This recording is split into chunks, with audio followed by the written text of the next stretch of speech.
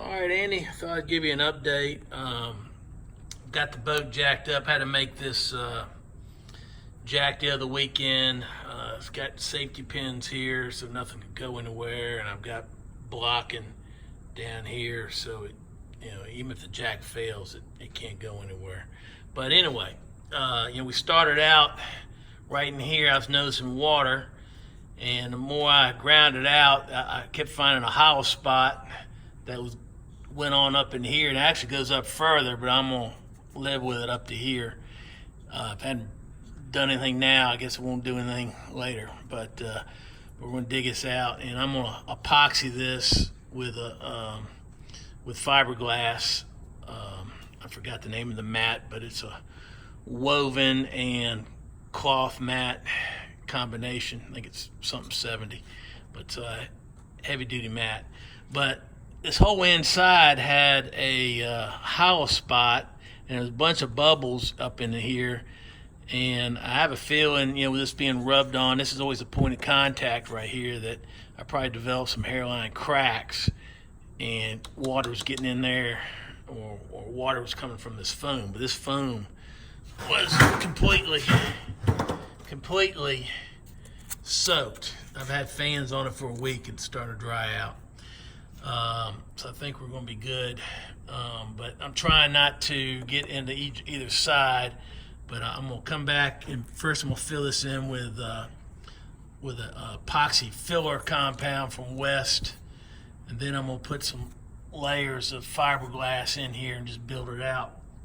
The epoxy fiberglass, and then they recommended a aluminum oxide compound mixed with the epoxy on the finish coat.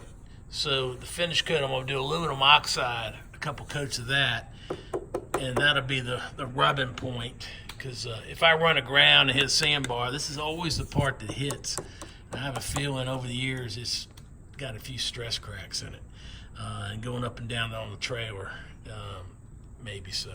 But dug this out. I thought this stuff would be a little bit thicker than it was when we got into it, but it's not gonna be a problem. I ground all this up, and I'm gonna fill it in with epoxy filler and get it flat, and then we'll put some cloth on there and fill that up. So hopefully that'll do it. In the worst case scenario, I'm trying not to get into each side of the gel coat, but worst case scenario, if it does crack, I can always grind it and then wrap it. But I'm gonna try to just do the inside of it and fill in all these hollow spots that were there.